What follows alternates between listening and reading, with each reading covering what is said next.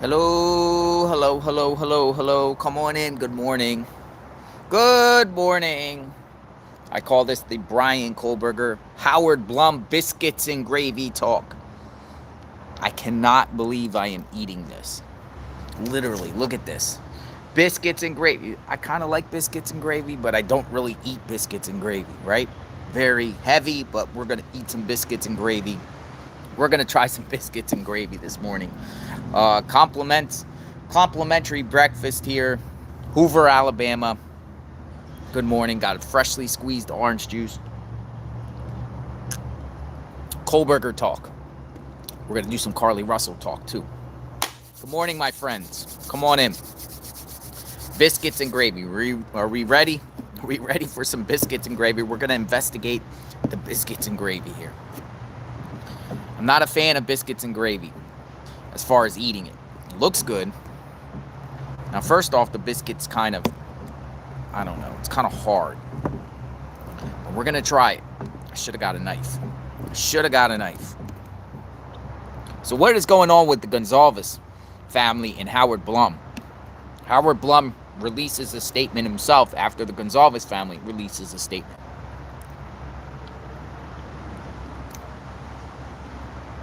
Pretty good. Pretty good, folks. Howard Blum responds to the Gonzalez family statement, and I'm going to share with you his response. I'm going to share with you Howard Blum's response. Biscuits and gravy. Sounds like something a dog would eat. I wanted to try something different. Now I could have went protein, right? Straight protein. We're giving you protein news. We're giving you protein Kohberger news.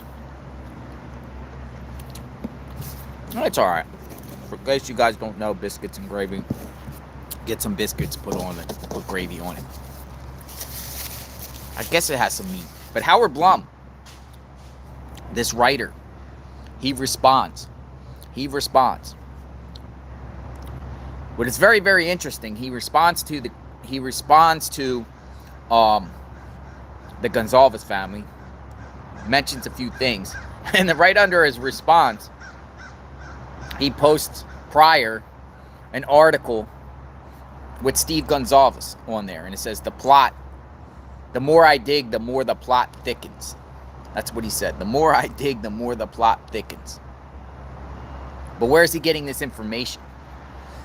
Who is feeding Howard Blum information about the Gonzalez when the Gonzalez family said that they have not ever spoken to him? Who is giving him information for his airmail or his part series publications that he is writing behind a paywall? Right? Got to get paid doing this, right? Some people speculated that people have been feeding Howard Blum fake information, fake screenshots. Could that be part of it?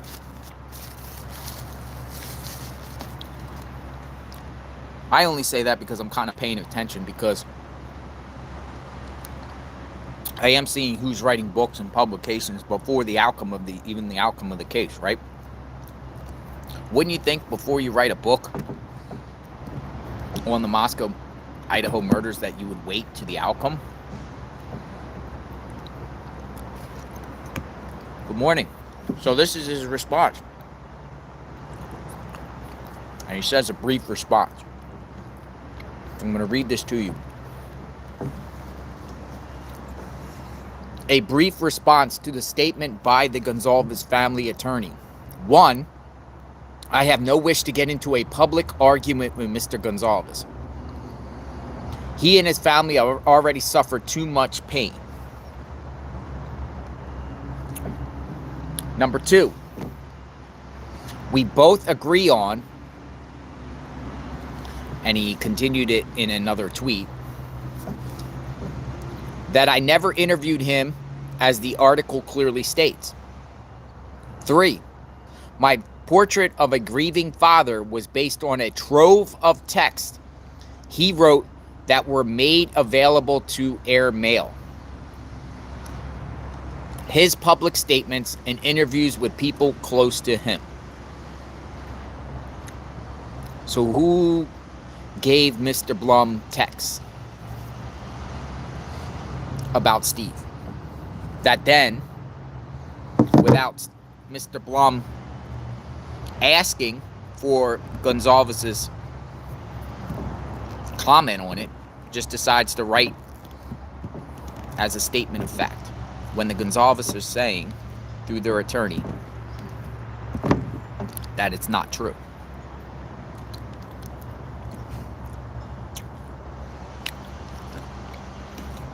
What is going on with this? Now, if you go on Twitter, Blum got ratioed. And if you know what ratio means, it means more comments than likes. He got ratioed and people are piling in on him. The Watcher, who follows me? The Watcher says to Mr. Blum, I hope they sue you for defamation and win.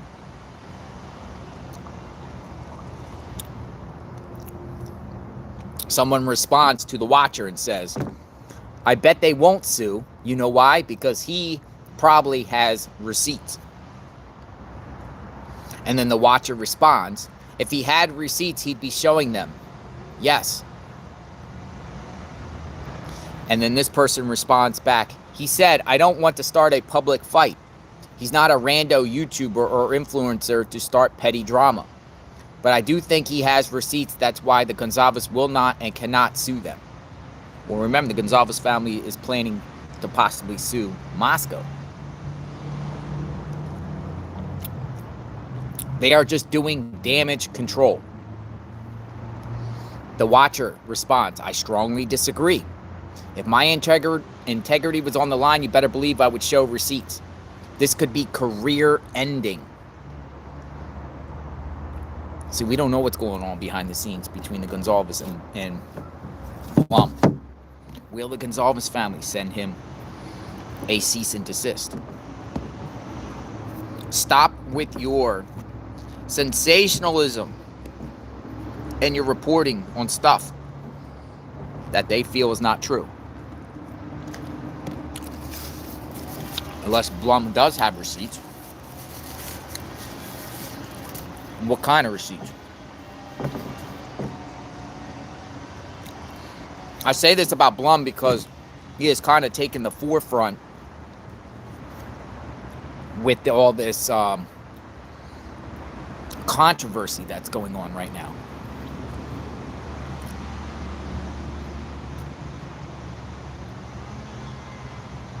Best way to avoid showing his source is be the source.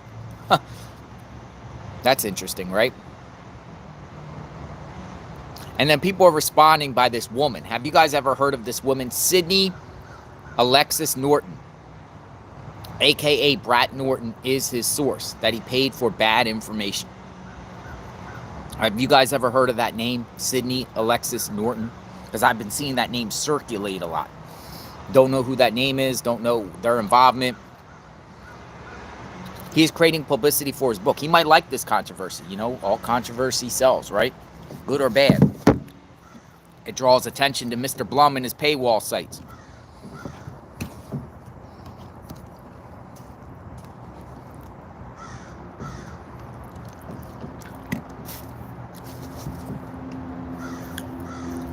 I'm even promoting him here, right? Howard Blum. Sleek Geek responds to Howard Blum and says, words spoken like a true crime grifter with no credible sources and a desperate need to create interest in your fabricated story you have no official information on. Why don't you go write about cases that have already been adjudicated instead of trying to taint an open one? And that's where some people are getting mad about, that a book or a writing is coming out before the outcome of the case.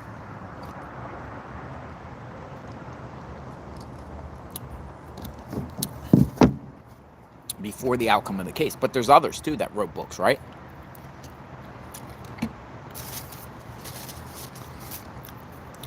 Someone responded, but he has Steve's text. Does he?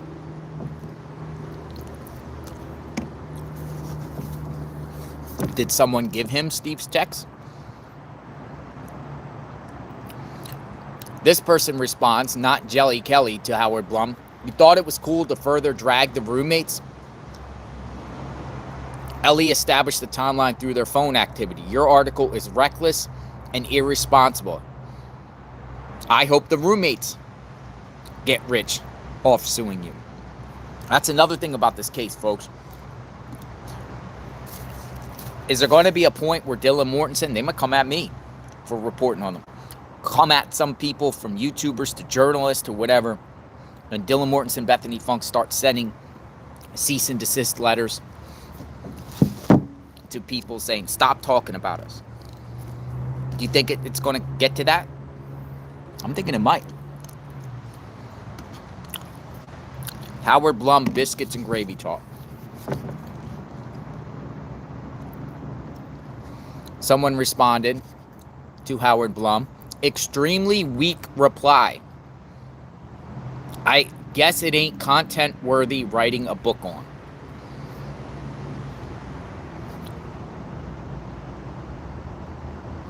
So people are responding. You got to go check out his response. Wait, what? Is what you stated in your article true or not? Stop with all the cryptic responses. One, two, or both of you are making stuff up. Either way, making coin for homicides before a trial is just, Bryan Kohberger should not be victim number 5. That was a response to Mr. Blum. Adam Malone, who follows me on Twitter, responds. I like Adam Malone. He's funny. Adam, you're probably watching. You do funny videos with true crime parody stuff. Pretty funny. It's probably because you're a scummy about it, Howard. That's what Adam responded. Gene Nicholson responds to Mr. Blum. I read both the Gonzalez statement and your article. I was appalled by your assessment that he skulked away. I'm sure you don't wish to get into a public argument with Mr. Gonzalez. You have already lost it. And ask, is he just stirring up controversy for views? Someone responds to that and says, nope, he hasn't lost anything. You grifters have. So there's defenders of Howard Blum also. Crime Sleuthing responds to Howard Blum. Try again, Howard Blum. No apology, no retraction, no remorse for already hurting Steve G and his family. You slandered and hurt all the victims and survivors' families as well. You lied on them. You're garbage, sir. That was another response to Howard Blum.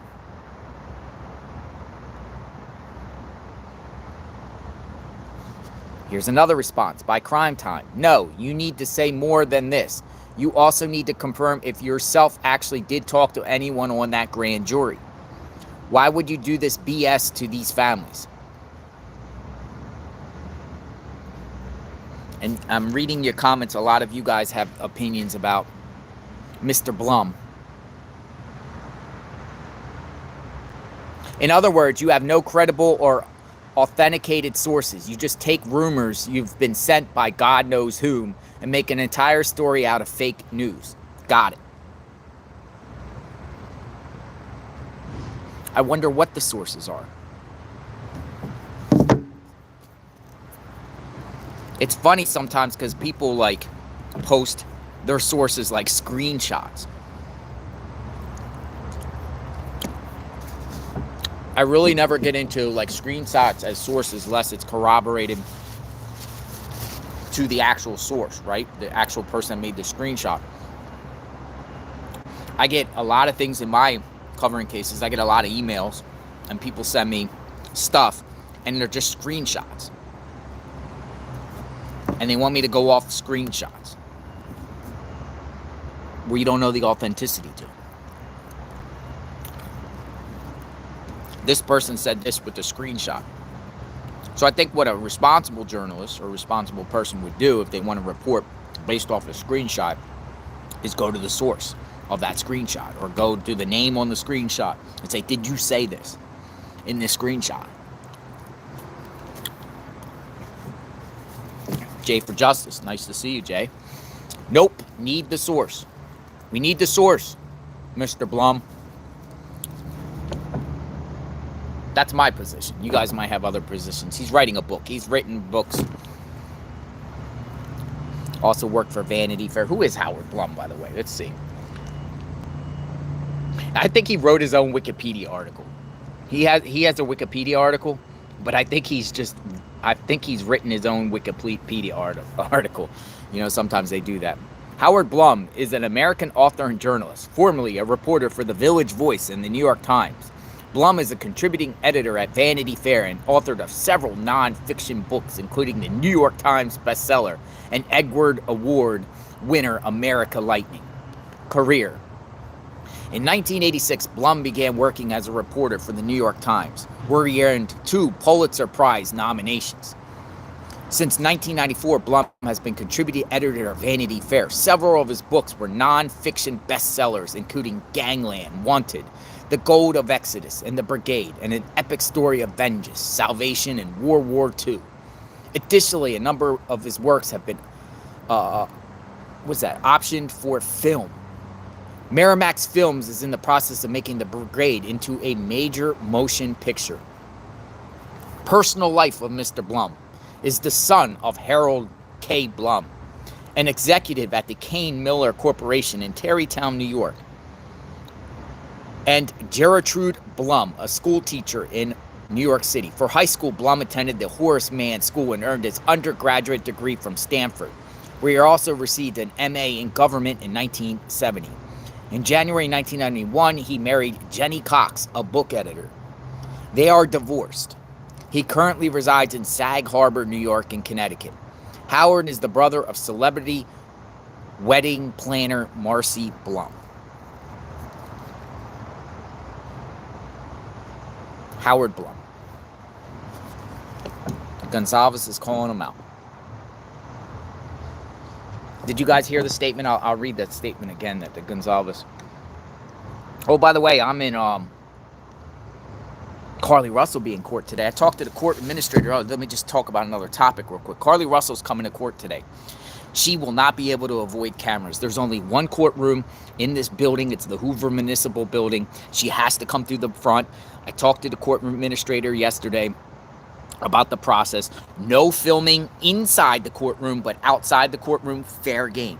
Fair game. And the court administrator told me that Carly Russell is not getting any special treatment. No side doors, no nothing coming through the side, whatever. She has to come just like any other defendant through the front door. Through the front door. So this will be very, very interesting. And there's a lot that could go down today with Carly Russell. Plea bargain.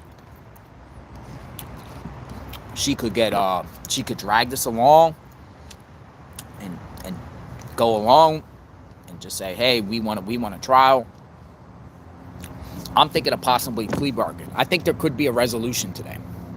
Because a lot of experts around here there's been experts like former prosecutors in this area have been going on the record the last couple of days, and they've been saying that Carly could come up with a resolution so she doesn't drag this out. It'd be better for her. I'll be releasing the entire Blum article read today. This is coming from Jay for Justice. Thanks, JLR, for your coverage. See you later, buddy. Have a great day, Jay. Jay for Justice, my friend. They're going to get the Blum article, because who is this Blum? Gonzalez family statement, we'll read it again. As it is common in these situations, people try to make money off of the DEAD. It's a free world, and people can write and say pretty much anything they want these days. Most of the time, my family and I just ignore the chatter and the noise, but the lines have been drawn somewhere. I was recently sent an article on airmail by Howard Blum describing Kaylee and apparently quoting me and completely making up a fictional story about FBI letters. etc. Mr. Blum recently used the murders to get back into the spotlight, appearing on NBC show as well as a book he is writing. He has reached out through our attorney several times to speak, but we have declined. I just want to make it very clear to the public that we have not spoken to Mr. Blum and about the death of our daughter. In his article, he writes as if he were Mr. Gonzalez and has gone through the tragedy of having a murdered daughter and what he has experienced and still is experiencing. This is nothing more than grandstanding and a very, very poor attempt at getting attention. This piece is obviously fictional, but written in poor taste. So that's coming from the Gonzalez family. They're pissed. At the same time, this is the funny thing is, at the same time Blum responds, right below them, he posts his article with Kaylee's dad and Kaylee and Kohberger and says, the more I dig, the more the plot thickens. But he is getting ratioed on Twitter. And going on the media tour.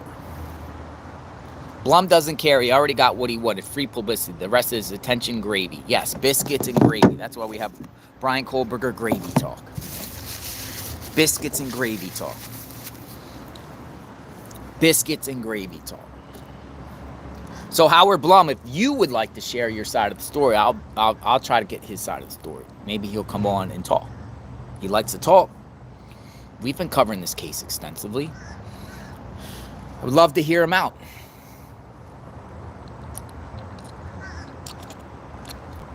You ever go from juice to coffee? Juice to coffee. Yeah, I don't really stay at hotels unless they have continental breakfast, right? I don't want to be running around trying to find something to eat. And you got to eat early when you're covering cases. I'm going to be out in front of the courthouse, or it's not the courthouse. Carly Russell doesn't go to a courthouse today.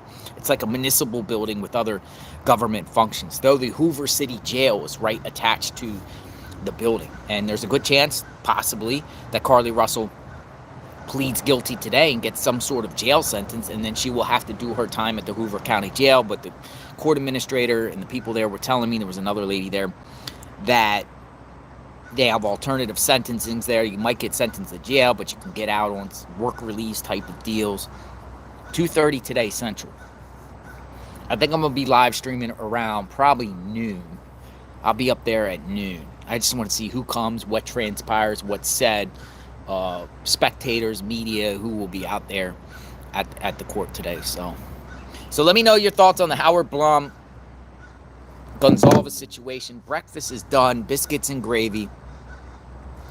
We will talk soon. I am traveling around. What cases should we cover next? I know we have the war going on with Israel, Hamas going on. I think that I put out a tweet that actually said true crime is kind of taking the back burner right now.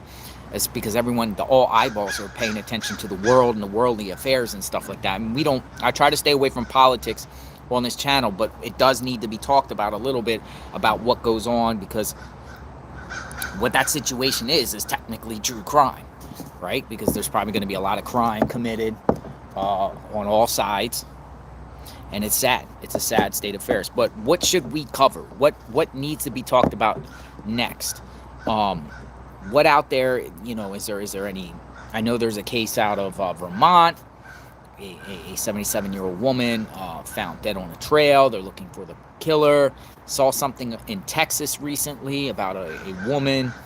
I guess she was found on the side of the road or something like that. Have you guys heard about that? I think it just came through in my email recently. But what else needs to be attention? Update on Rachel Moran. Obviously, they're questioning people around the country on Rachel Moran case. They just went to D.C., they went to Chicago, Los Angeles. I think that's part of the IgG process, investigative genetic genealogy. I think they're,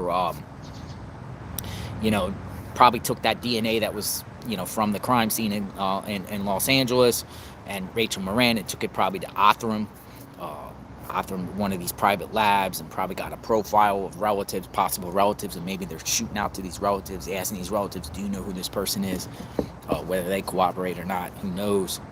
I see Facilla Thomas Summer Wells. Summer Wells is the longest acting Amber Alert in this country. We pretty much know who's responsible for that on this channel, who I feel is responsible, the parents. Whether they be held accountable, I don't know. I do know, though, because I do follow Summer Wells' case and the latest drama and everything like that. It's just that Summer Wells case is just mud being thrown all over the place. It's just a muddy mess, right? But I could tell you at the Find Summer Wells Facebook page, that Tim Mullen guy, my God, what is wrong with that dude? That dude just puts out constant posts just daily about calling out the Department of Children and Family Services and acting like the Wells are like the golden parents that need their boys back. It's wild.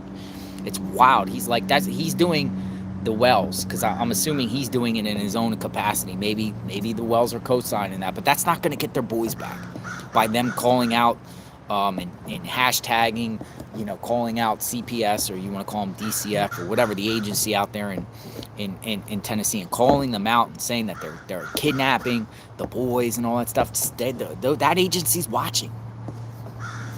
But I also think there might be a desperation, because I think the Wells might at one point very, very soon get their rights terminated to their boys. So they're not going to have their boys. So I think it's like a desperate attempt, a Hail Mary. They don't, no media outlets, considering the Wells parents victims in this case. We don't see any of the major media, parading the Wells around like they're victims in this case. Everyone knows pretty much the Wells are hiding something, and, good always prevails over evil, and sometimes this stuff takes time. But what else? What else? Any other cases going on that need to be talked about? Anna Walsh case. Oh, I have a video. Oh, I never even posted this video. I went to Anna and Bryan Walsh's house. Like, I went to the crime scene. I went to their house. And I went there right after the crime scene was lifted, but there was still crime scene tape and kids' big wheels all over I never posted that video. I'm going to post that video in a couple days when I get back to my location. It's very eerie that Brian owns the house or whatever. I don't know who owns it now, but their home, it's like, it's on a shared driveway. There's a home in front of it, and then they live in the back there. It was so creepy. I went and knocked on their door to see if anyone was there, anybody wanted to comment, whatever. But Brian and Anna Walsh, she still hasn't been found, right? YouTube glitching. What about Melly? I never heard of Melly. Who's Melly?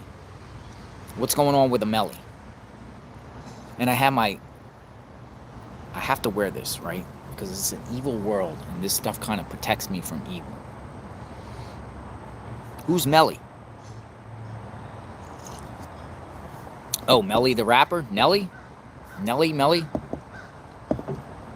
But what else is going on? Are we gonna...